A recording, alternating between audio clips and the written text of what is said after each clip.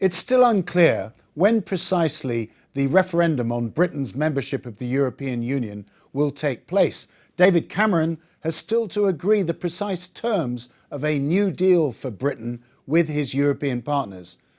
So the referendum could take place in the summer, maybe in the autumn, or maybe even a lot later, because Janan Ganesh, our political commentator, you have a slightly different take on whether we should be having a referendum at all at this time. Well, people obsess about whether it's going to be June, whether it's going to be September, whether it could conceivably be next summer. I think the problem with timing is that we're not doing this maybe a decade from now. There is so much uncertainty about the future direction of the European Union and how Britain relates to it, that really we have no sense of what we're voting to stay in or get out of. And the principal example that I talk about this week in the column is eurozone integration. It is not impossible that within a decade the eurozone becomes the real EU in all but name. It becomes the effective decision-making caucus for things like economic and financial regulation. But that's regulation. what David Cameron thought was going to happen at the height of the crisis in 2012. And one of the reasons he called for a referendum. Absolutely, and the government tried very hard to protect Britain in the event of that integration. So there were very complicated double majorities introduced in bits of banking policy, so there had to be a majority of non-Euro countries as well as Euro countries for certain policies. Now that Eurozone integration hasn't happened yet, but I think that's mainly because of the sheer slog of getting any of these constitutional and institutional changes in the EU.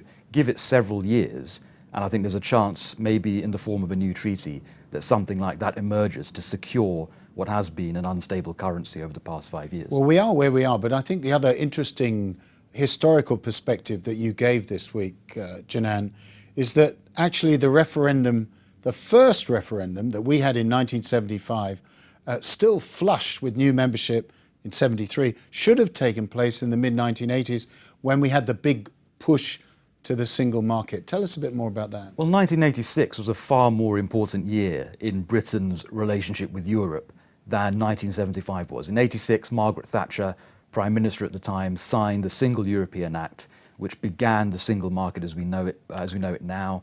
It introduced more qualified majority voting, reduced vetoes, eroded national sovereignty for the sake of this internal market.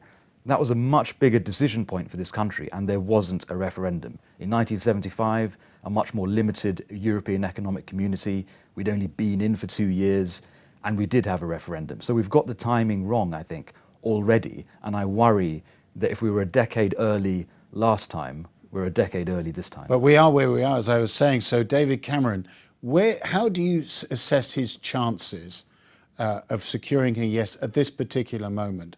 And where's the balance of opinion in Britain?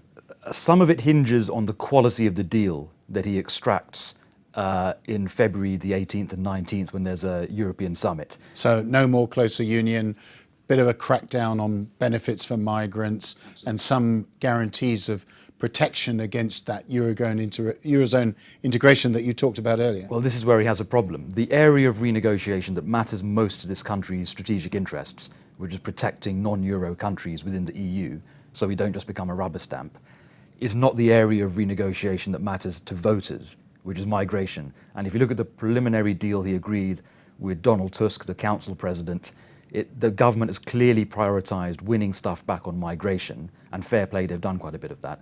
But they haven't concentrated quite the same diplomatic capital on the technical work of protecting non-Euro countries in the EU. So I think his chances of winning the referendum are reasonable. He's got something on migrants. My worry is we'll vote to stay in and then find ourselves in a very invidious position within several years. So David Cameron's chances of securing an in vote, a remain vote in the European Union are somewhat better than Arsenal's chances of winning the Premier League. Sadly, is that what you're saying? Sadly, much, much better.